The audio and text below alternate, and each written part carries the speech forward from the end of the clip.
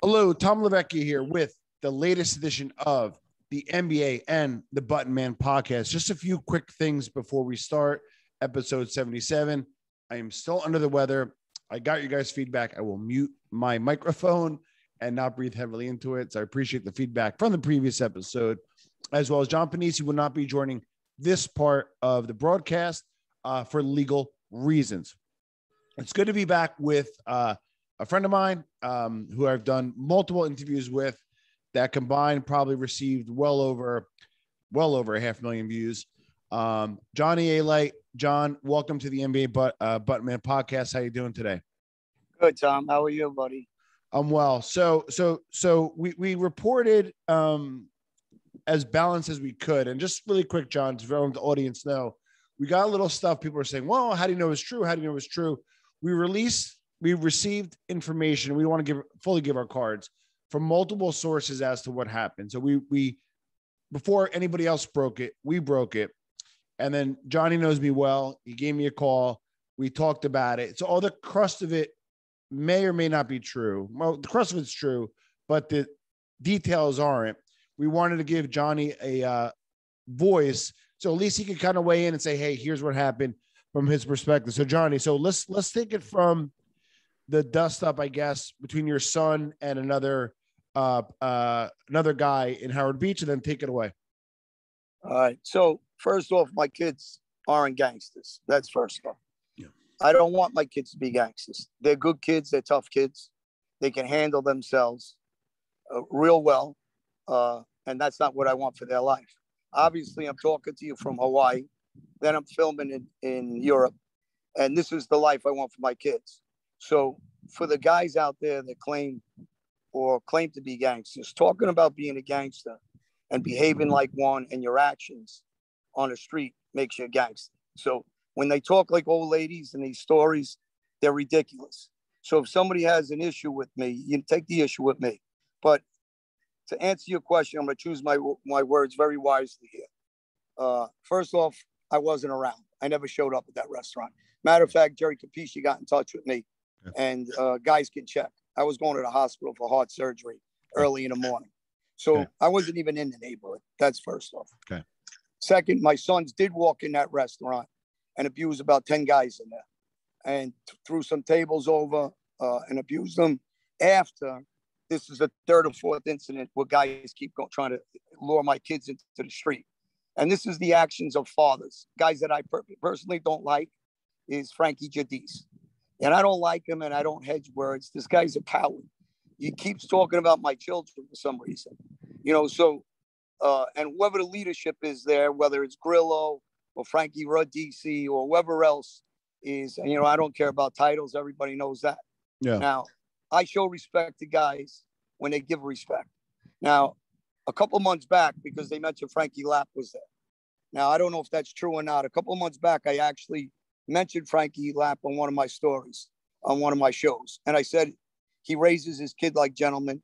He's a tough guy. He ain't a killer. And that's not wrong with that. He lives a smart life. He makes money. His kids are good guys, from what I understand. Yeah. Now, years ago, I hurt Frankie Lapp. He's a big guy. I didn't hurt him out of personal reasons. I hurt him because John Gotti Sr. and Johnny Koenig asked me to. And that's the life. So if somebody asks somebody to hurt me, that's the life. Yeah. Now, that was 35 years ago about. Now, he's a very big guy. So when I hear these stories about Danny or anybody else that I know since he's a kid, this ain't the WWE. So if somebody wants to come hurt me, I guess they're going to have to try their luck. Like when you go to a bazaar and see how that works out. But that life's finished for me. I keep saying the same thing. I don't know why these guys are intent on bringing my kids in. I don't bring anybody else's kids in. And I would think Grillo, of all people, because of his history with the Gottis, would understand this, because Gotti's always talking about my kids on his websites and my family. And, they would put a stop to this if they're real mob guys. Yeah. Now, I've talked before. I respect Frankie Lapp, obviously. I have nothing personal against the guy. If he holds some grudge against me, there's nothing I could say about that. I'm not the guy that wanted to hurt him. So if he wants to hold a grudge, go hold it against the guys. Same with these guys. If they want to come after me, I get it. But what do you keep bringing my kids in for? I don't bring anybody else's kids in. Now, my kids are tough kids, but I got one son in jail for the same thing. A guy opening their mouth to him, threatening him, gang member, and my son shot him. The first thing the guy did was rat him out. Then my son went back to jail again on a gun charge and other things. So I don't want, and I advocate against this, but my respect goes to people of action in that street. So Vito always, and everybody always hears me talk about him and his friends in a high regard because they don't talk about being gangsters. They were gangsters. So it's easy to sit around like old ladies and talk nonsense and say Johnny Alite was there. Now, did I call up? 100% I called up after my kids abused them. I says, and after they tried to abuse my sons. And they keep luring my sons in to becoming me. And I just can't understand who the leadership is in the out of these guys. Now, I know one of them is Frankie Radici and Danny. We did go back and forth a little bit yelling, and then we stopped. And Frankie and Danny, I don't have no problem with either guy. But, and I'm going to say this nicely, but I've been in and out of prison my whole life. These guys haven't. I've killed guys, and when people ask me, you know, and I'm very specific all the time. Georgie Grasso, Johnny Gebbett, Bruce Gotterup, Ricky Stratton. 4 brother-in-laws, all 4 dead. Now, 2 of them I killed, 2 I sent guys to kill. People know my history. Now, I'm not living that life. I don't want to live that life. I'm not trying to be a tough guy. I'm not trying to go back to being a gangster. But my problem, and I'm going to make this very, very clear, is with nobody. My problem, whatever it was, these guys should have shut John Gotti Jr. down years ago for talking about kids and family. They don't do it. They don't take care of business. But when a guy goes after my kids, and especially when these kids ain't even tough, they're going after my kids. But they're pushing their sons to do this. So I'm going to stop it at this. Frankie Radici is a captain, right? Now, I never wanted to say this, but now lately I've been saying it. And he knows me a very long time. And I know he lives in Franklin Square, right? And that's not a threat. This is me saying, if anybody by accident ever goes near my kids and hurts my kids, I don't have to find out who it is. I'm going to take it where I want to take it. And that's going to be the Franklin Square. And if these guys know me since I'm a kid, you can put anybody in front. Like I said, this ain't a wrestling match. And Frankie Lapp will tell you, because you're a very big guy and a tough guy, I don't think anybody's going to intimidate me. And I think everybody knows that. Now, I'm not threatening anybody at all. I don't go near their kids. I appreciate that everybody leaves my kids out of this. So when someone says, why do they live in the neighborhood? Why shouldn't they? Because if somebody sneaks my kids or 5 of their kids try to do that again and sneak my kids, then I'm not going to keep doing this either. Then I guess they're going to make me forget about how I just want a different life and help kids. And I film and I do magazines and I do a podcast. I never talk bad about any of these guys. I never say a word about any of these guys. I got a very good friend that's in jail, Benny Gerentano, and the mob fucked him over, right? And recently I'm talking about exactly this. His father, who people don't know, was Shorty Mancuso, who got killed at Bedrocks in the basement. And years ago, me and Bob Doriello were supposed to hit the guy that killed him. So me and Benny been friends forever. We're still friends while he did 25 years. He's in the pen for something that the mob left him out to hang to dry. Well, you know, so I'm trying to be. Yeah. Go ahead. Let me ask you a question, because I followed your story from the beginning after you got out, and we've gotten close. You know, we always kind of talk about the Gottis, right? And so, like, when you hear the Gotti legacy, there's some good, obviously, and there's some bad because a lot of truth's coming out, right? So if you're a Gotti, right, you kind of almost have stuff put upon you just by the name, possible sins of your father, right? No pun intended on the book. Now that you've been out a little bit and you gain a lot of notoriety, you kind of think that's happening to you now a little bit with the Alite name. Maybe your kids are getting some of the legacy stuff that they shouldn't. Walk us through that, John. Well, Gotti's kids have nothing to bring up Gotti's kid, actually. And it's the fight. He's a professional fighter. So when Sammy made that dumb comment, this was offered to us and John Gotti Jr. They talked to all of us about getting in a ring and fighting a big money fight. And Gotti himself was antagonizing Phil Baroni for years to fight him. Who Phil Baroni, this father worked for me, detective, got involved with murders, drug dealing, bookkeeping, and everything, with who I speak highly of, actually. He wasn't a tough guy, not with his hands up. And, again, but his son is a tough guy. His son did live with me for years, but he lived with me for a while on and off. He kept moving in and out, and he's a tough guy. But this was a business fight. This wasn't like calling out somebody's son, weighing professional fighter. So, and I don't bother anybody else's kids. I run into a ton of guys' kids that are active members of the mob, whether they're bosses, underbosses, skippers, associates. I say hello, goodbye, and I tell my kids the same thing, be respectful. Now, when I'm going to respect a gangster, it's going to be for their actions in the past, not guys that talk about it, guys that were about it. So Benny Garantano is one of the toughest guys in the mob, not because he's my friend, because everybody fears him. Everybody knows that. Now, does he want another life when he comes out of jail? I hope so. Now, same with Vito Guzzo. Vito Guzzo was my enemy. I know him since he's a kid, but I speak very highly of him. Frankie Lapp, I speak highly of him. I speak highly of his sons. And I'm not saying it just now. I said it a couple of months ago. If people go on my show and see what I said about the guy. I got nothing personal with this guy. I didn't jump in with 10 guys. Actually, I went alone. Larry Cuccarelli was there. He tried to jump in and I didn't allow him. But I put down the mob because Jerry Asara was with him and left him.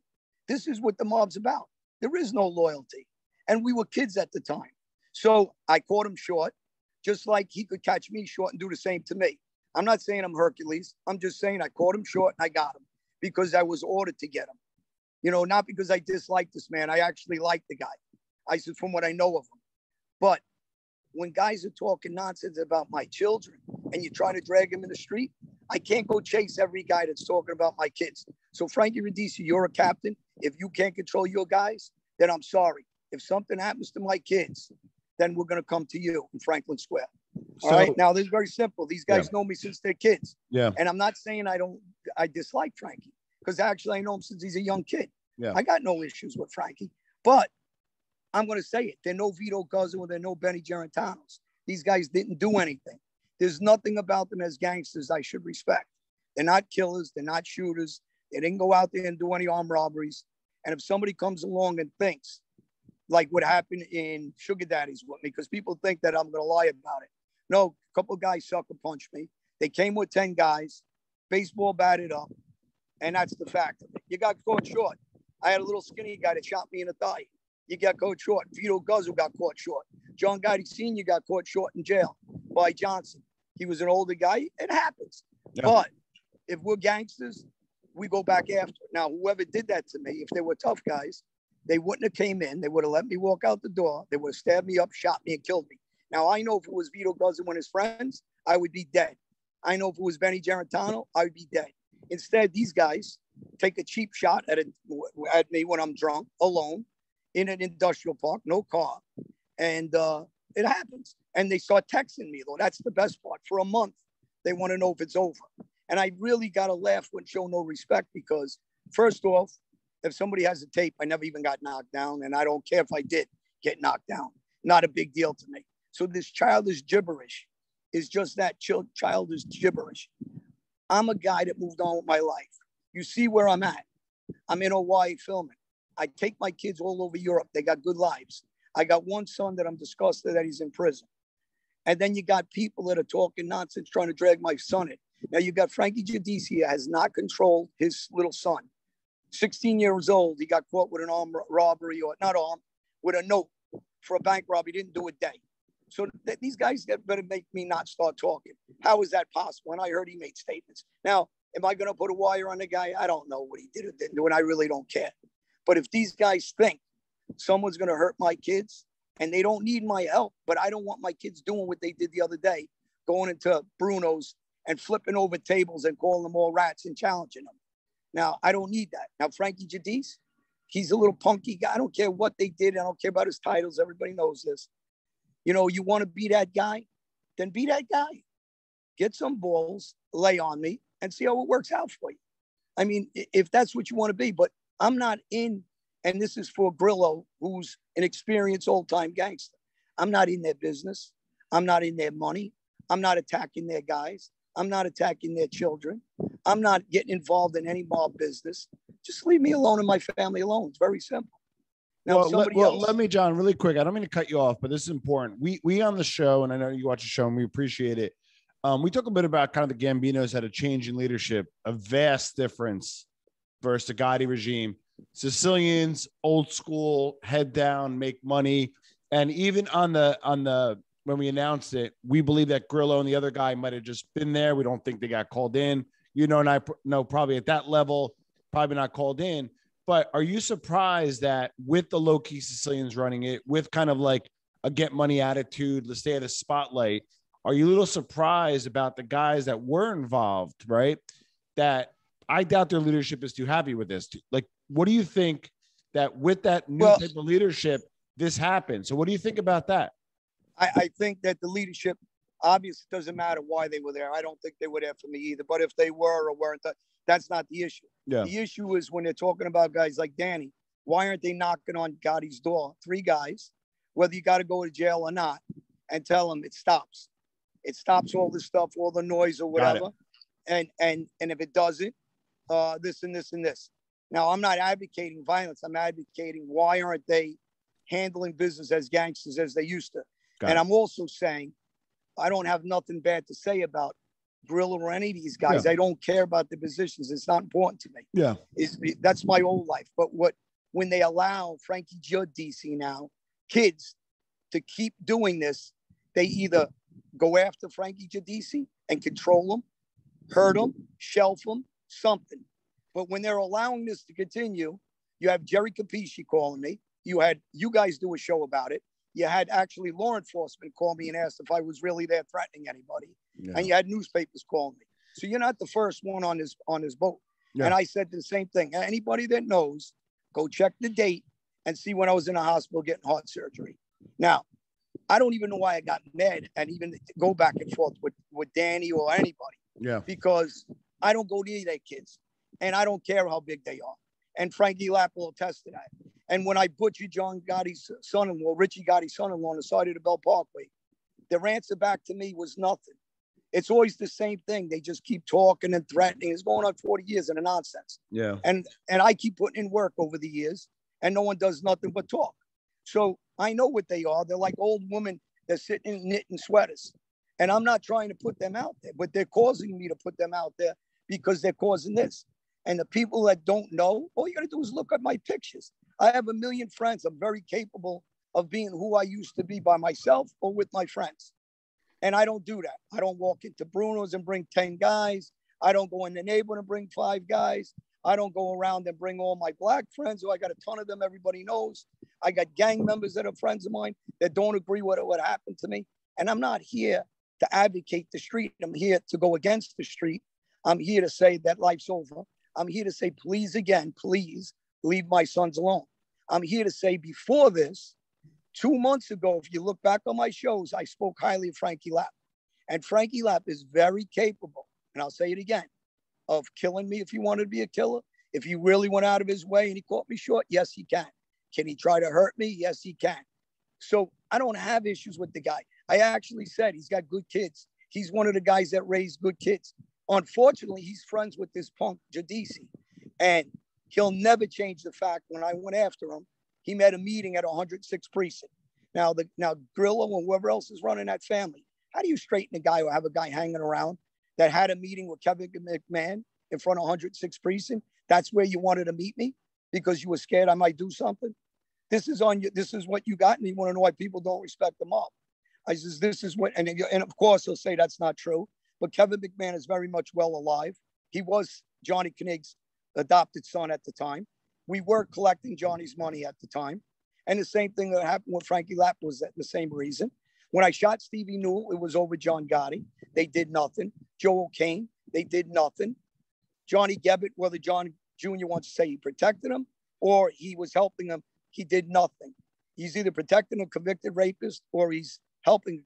So how many more guys do I got to work? Well, Ronnie Warnham at JoJo's bookmaker in Valley Stream that Larry Cuccarelli set up for me. Well, John, let me redirect for 1 second because I wanna get you back to your margaritas as quickly as we can.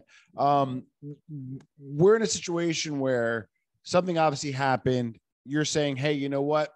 Leave us alone. What's the message to your kids? Just back off, or what did you say at the time, and what are you saying to them now? My kids never get involved in this. Not in my life ever. Okay. Anything that happened with my kids, I was in, my kids had the last incident in Bounce. I was there. Nobody says anything to me till I leave. And the kids try to get cute and open their mouth to my sons when there's 10 or 15 of them. And my son Matthew slapped Ronnie G's kid. And then he chased them after that. And I told my son the same thing, stop. And then Ronnie G, if you're any kind of a gentleman, you understand my past. Don't force my hand to change my life. I don't want to change my life. But like any father, street guy, police, politician, we all pick up for our kids. And my kids ain't going to end up in jail being like me to retribute when guys are talking nonsense. And this goes to the leadership you're talking about. Why are they not handling their men? To say to them, if this happens again, you're going to the hospital. You know, why aren't they telling them? And my kids ain't gangsters. I got friends that are still on the street that are gangsters. I don't bother with besides hello and goodbye. So it ain't me advocating any kind of violence. Never. That's over. I don't talk like that anymore.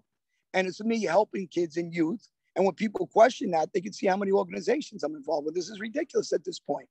So leave my kids alone, and I'll leave anybody like I always do alone. And I don't step in your mob business. But the threats on my children ain't going to continue. And I'm only going to, I can't chase every guy. So the only thing I can do is tell Frankie Grillo or anybody else, I'll go see Frankie Radici. That's who I'm going to go see. Now, am I a full of shit guy? I think my history speaks for itself. And that's like any father would say. And again, I like Frankie Radici. But since you're the skipper and you're the guy supposed to be controlling these guys, then control them. Stop talking. You're not Vito Guzzo, none of you guys. And if it was Vito Guzzo, I have a serious concern. I said, but it ain't Vito Guzzo. It ain't Benny Gerentano. It isn't the guys that I know didn't talk nonsense, were about something. These guys never had handcuffs around their wrist. So let's stop this because I don't have any kind of, again, I don't have animosity towards these guys. But if they can't control their guys, I'm sorry. I says, and as far as me showing up again, that's ridiculous. I was in a hospital the next morning for heart surgery. So, these guys got to stop. Everybody knows me. Nobody's going to intimidate me. This is kid shit. So I agree. And by the way, look where I'm at. I mean, I know it looks beautiful. This is my life. I got to get you back to your margaritas, but so listen, John, I appreciate you coming on. It's not easy discussion. It's I've been around you. I think I met Jimmy once or twice. You work to be a good father. You're working to change your stripes. I know this is not easy for you, but I do appreciate you coming on. Unfortunately, John wasn't able to come on, but more importantly, enjoy your vacation. And what you're always working on something. When's your book coming out? Mafia International. Mafia International is out, and I have another movie will be out the beginning of September, I believe, about Brazil. I'm working on a 10-part series, the final chapter with Anthony Ruggiano, yes, Anthony Arlotta, Anthony Russo, and a bunch of other guys, ex-captains and bosses from different families. And I'm also involved in a 10-part series in Denmark, UK, and I'm flying to Spain to shoot that on a regular TV series with Klaus that was involved with me internationally and some of his guys. So I'm involved in a lot of projects. My life's different. And, and I want to give tribute to the guys that helped me change that. And whether people like it or not, a lot of law enforcement helped me.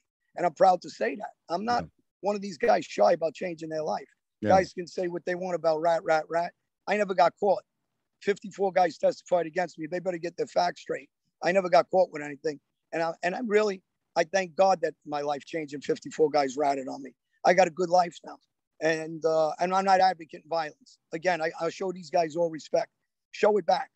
And it's a mutual respect. And whatever problem they got on with their mob life, I wish them well. But stay away from my family. That's all. Leave me alone. Very, very clear messaging. John, I appreciate you coming on. For those that stay tuned, we're going to have John on to give a little bit of analysis. And John, thank you so much for coming on. I'll speak to you soon, buddy. I wish you well, guys. Thank you. It's nice having me. You